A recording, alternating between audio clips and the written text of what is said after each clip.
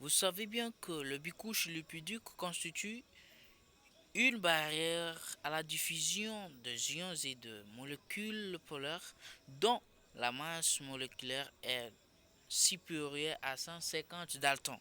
La personne n'a omis cela. Alors, vous devez saisir que le transport membraneux, c'est le passage de substances à travers la membrane cellulaire.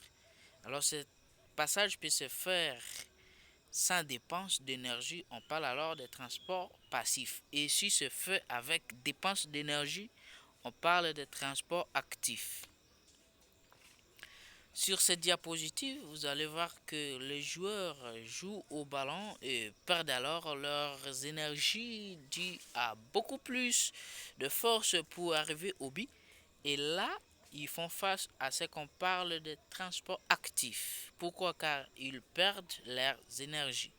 Contrairement au football proprement dit, lorsque le ballon ne fait jamais et ce sont les joueurs qui fortifient en appuyant sur le ballon, là maintenant, le ballon s'envole dû à force de joueurs qui poussent à dire que les ballons font ce qu'on parle de transport passif. Pourquoi? Parce qu'ils ne dépensent jamais.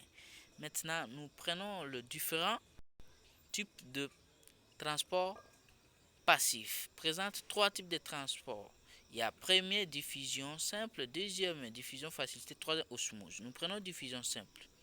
Diffusion simple, c'est le passage de substances de milieu plus concentré vers le milieu moins concentré afin de homogénéiser, c'est-à-dire rendre même le milieu de la concentration. Et vous devez toujours savoir qu'une substance diffuse suit toujours son gradient de concentration. Gradient de concentration, c'est la différence entre deux milieux de la concentration, c'est-à-dire de zone la plus concentrée vers la zone moins concentrée. Alors, nous prenons le caractère de certaines substances qui peuvent traverser la membrane cellulaire lors de diffusion simple. Les molécules doivent être extrêmement petites pour traverser la membrane lors de diffusion simple et aussi doit garder en elles un caractère d'hydrophobicité, c'est-à-dire ces molécules doivent être liposolubles, solubles dans le solvant organique, très précisément les graisses et les huiles. Et ces molécules, précisément, ce sont des dioxydes de carbone, ce sont aussi des dioxydes, ce sont des stéroïdes, de glycérol. Contrairement au glucose, saccharose, acide aminé et tas d'autres qui ne peuvent jamais traverser. Et c'est fait avec une vitesse très lente. Et aussi, les molécules s'équilibrent de façon de son gradient. Nous prenons la diffusion facilitée. Diffusion facilitée, c'est une diffusion qui se fait à l'aide de protéines porteuses. Alors, ou encore les protéines transmembranaires des transports. Et les molécules doivent être de grosses tailles dans cette diffusion, ça ne dit pas. Et aussi doit être hydrosoluble, c'est-à-dire soluble dans l'eau et non dans des solvants organiques tels que le sucre, les ions sodium, les ions potassium. Et des protéines, nous allons maintenant différencier certaines protéines. Le cas de protéines porteuses, les protéines porteuses s'associent d'abord à molécules à transporter et les déplacent dans la membrane cellulaire, contrairement aux protéines tunnels qui forment des pores à travers la membrane, raison pour laquelle on dit que protéines tunnels assurent de diffusion rapide que protéines porteuses. Alors, nous prenons un exemple d'une protéine porteuse, le cas de la perméase au glucose. La perméase au glucose assure uniquement la diffusion facilitée de glucose. C'est pour cette raison qu'on dit qu'il est uniporteur, c'est-à-dire il transporte uniquement substance glycosidique et présente quatre étapes. Donc la deux premières s'occupent de la fixation d'une molécule de glucose sur le site extérieur qui entraîne un changement de confortation. Troisième, vous verrez que le glucose est toujours positionné sur les cystosols. Et le dernier étape, vous verrez que le perméable au glucose retourne à l'état initial. Nous prenons un exemple d'une protéine tunnel, c'est un canal ionique. Et cette protéine ou ces canaux ioniques assurent le passage des ions à une très rapide vitesse qui fait à 1 million d'ions par seconde. Et les canaux là sont sélectifs, c'est-à-dire ça fait de sélection avant le passage. Ça ne fait pas passer n'importe quelle substance, mais les sélectionne. Et aussi, c'est fait sans dépense d'énergie. Nous prenons structure de canaux membranaires. Vous verrez que les canaux membranaires ou les canaux ioniques membranaires présentent de plusieurs sous-unités, mais de même forme.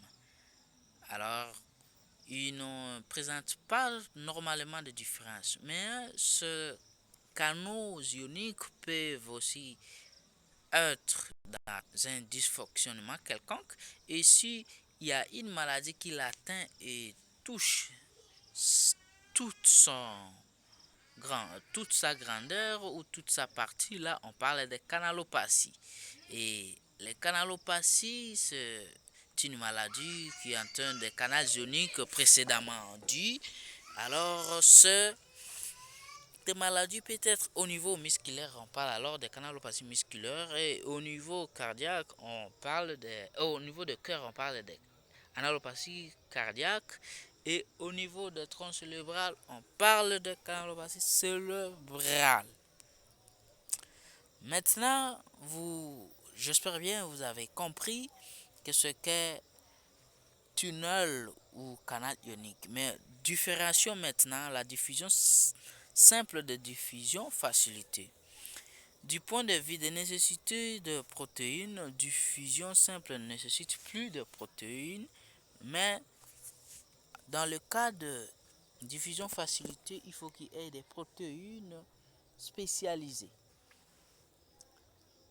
À cas de vitesse de diffusion simple est très lente, tandis que celle de diffusion facilitée est trop accélérée. Du point de vue d'influence, vous verrez que les molécules qui doivent traverser la membrane dans la diffusion facilitée présentent l'influence d'hydrophobicité, alors que dans la diffusion facilitée présente hydrophobicité, qui veut dire les molécules de la diffusion simple sont hydrophobes, tandis que les diffusions facilitées sont hydrophiles. Exemples comme dioxyde de carbone, les hormones stéroïdes et tas d'autres substances, contrairement à diffusion facilitée où se fait le glucose, les acides aminés et tas d'autres.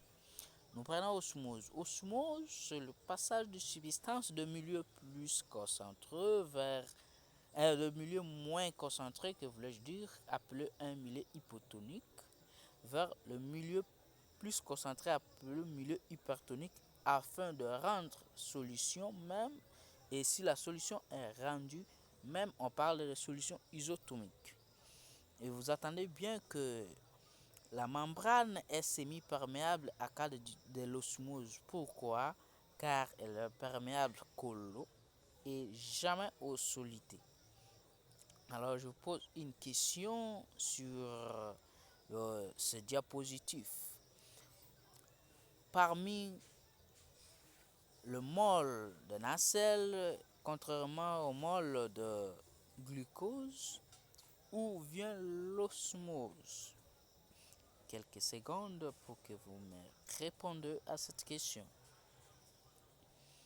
Bon, vous savez bien que le mol de nacelle, un nacelle c'est un hydrolyte qui peut se diviser en produisant le mol de l'ion sodium et mol aussi de l'ion chlore.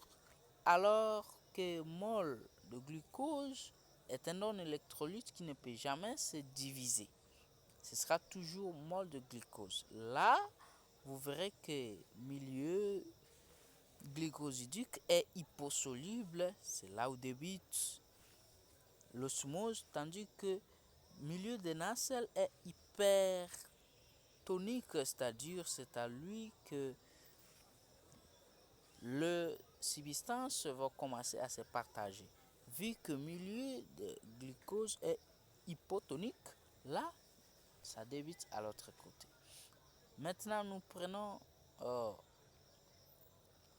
l'osmose sur les passages. Sur le point de passage dans l'osmose, le passage se fait lentement en cas de phospholipides membraneux, mais rapidement en cas de canaux membraneux. Et les canaux spécifiques aux molécules d'eau sont appelés les aquaporines. Les aquaporines permettent le passage de l'eau de part et d'autre de la membrane tout en empêchant les ions de pénétrer dans la cellule. Et elle a été découvert, les aquaporines, elle a été découvert par Peter Agré en 1988. Et ce monsieur était aussi rendu célèbre en chimie en 2003. Donc, structure de l'aquaporine. Les aquaporines présentent une structure qui leur qualifie étant des tétramères, c'est-à-dire constituées de 4 sous-unités. Et c'est en elle que voulais-je dire que la diffusion ou le passage dans l'osmose est rendu possible et avec quelques vitesses.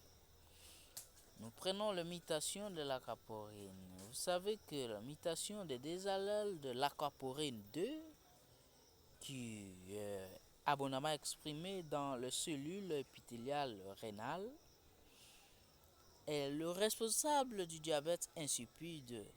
Une diabète insipide, c'est une maladie caractérisée par l'excrétion de volumes importants d'urine très dilués de 8 ml à 10 par jour.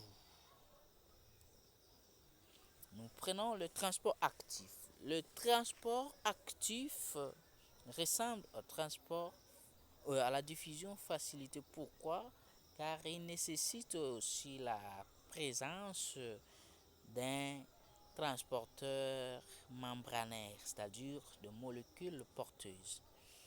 Mais ce transport se fait à la contre de son gradient de concentration, c'est-à-dire dans lui, il ne tient pas compte au gradient de concentration. C'est ça qui lui différencie de transport passif.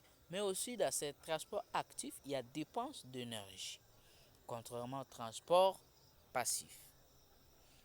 À quoi sert le transport actif? Le transport actif permet aux cellules de conserver un milieu intérieur différent du milieu extérieur, c'est-à-dire un milieu intracellulaire différent du milieu extracellulaire. C'est ça, vous verrez que les concentrations intracellulaires sera toujours différentes des concentrations extracellulaires. C'est sur cet exemple, vous verrez que les ions sodium est plus concentré à l'extérieur, tandis qu'à l'intérieur, il est moins concentré. Nous prenons le transport actif entraîné par l'énergie de l'ATP. Vous savez que les protéines transmembranaires de ce cas est appelé ATPase et possède un ou plusieurs sites de liaison pour l'ATP situés sur la face cytosolique de la membrane et sont appelé des ATPases, c'est-à-dire ce sont eux qui assurent les transports et puis catabolisent aussi le molécule. Nous prenons un exemple de pompe à sodium et potassium. Vous verrez que ce pompe à sodium et potassium maintient les concentrations cytosoliques, que voulais-je dire, faibles de sodium et élevées de potassium. C'est-à-dire l'ATPase maintient les concentrations cytosoliques faibles à l'ion sodium et élevées à l'ion potassium, de vice-versa, pour toujours conserver le milieu intracellulaire différent du milieu extracellulaire. Merci pour votre parfaite audition et n'oubliez pas de s'abonner.